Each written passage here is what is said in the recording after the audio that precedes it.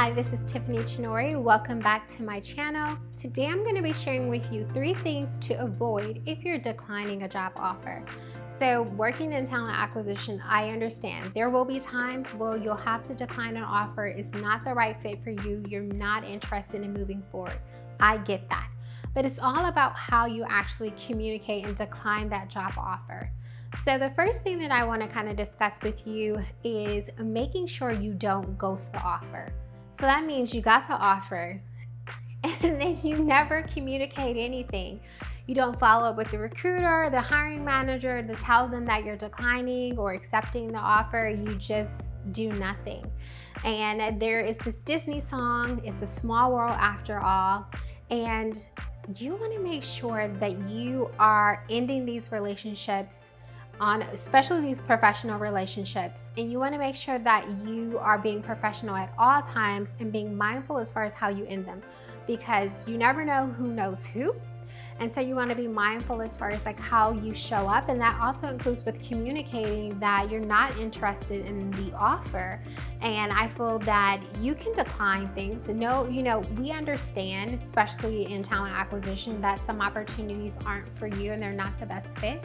And so instead of ghosting the offer, just communicate with your recruiter or hiring manager to let them know, I'm not interested, or I'm not interested in moving forward, or I'm declining this offer, and just thank them for their time. I feel like that's the least that you can do, because of course the company has invested time in you and you've also invested time in them. So just close the loop and just let them know you're not moving forward. Which brings me to my next point as far as communication. Not being afraid to communicate the why. Sometimes maybe you feel like you don't want to give an explanation, and that's your own personal preference and or choice.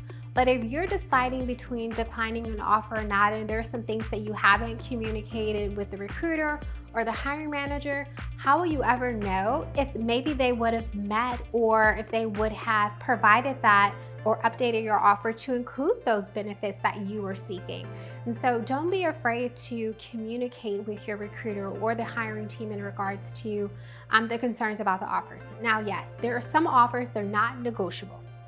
If it's an hourly role, like that's how much you're getting paid, or other things, some offers are not negotiable. And typically the recruiter will let you know up front in regards to here's the hours, here's this, there's no negotiating for that particular offer. It is what it is.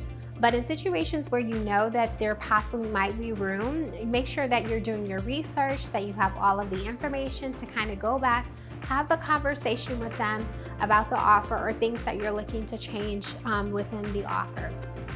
And lastly, you don't want to drag it on.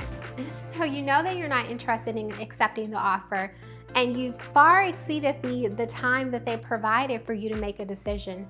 And so, like I said, you want to be professional at all times. We understand that sometimes maybe you're interviewing with other companies and maybe you're waiting for another offer so you can weigh them both. And sometimes it really is difficult to kind of plan it out, receiving multiple offers at the same time. In the perfect world, sometimes it happens, but sometimes it doesn't happen. So you just want to make sure that throughout the interview process that you're doing your research to make sure before you even get the offer, you're starting to develop your answer. Are you going to accept or not? So making sure you're asking the right questions to the recruiter or the hiring manager. So when it comes time to receiving the offer, yes, you'll still need time to read through the offer and all of the benefits and details.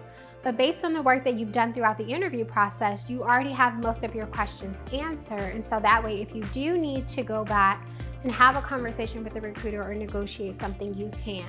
But you definitely want to be mindful if you're dragging it out, because you want to be mindful of your brand and how you're presenting yourself as a candidate, because like I said, it's a small world and you never know. And I'm sure some of you probably have experienced it. You interview with somebody, you thought you'd never see them again, you go work for another company, and guess who works there now? So you just really want to be mindful about your brand as an employee, your brand as a candidate, and be mindful of those relationships, and that you're closing them and closing the loops in a good way. And it's okay for you to decline an offer if it's not the right opportunity for you. You just want to be mindful about how you're declining that offer. So I wish you the best of luck in making the decision in regards to if that is the right offer for you. And I will see you next time in the next video.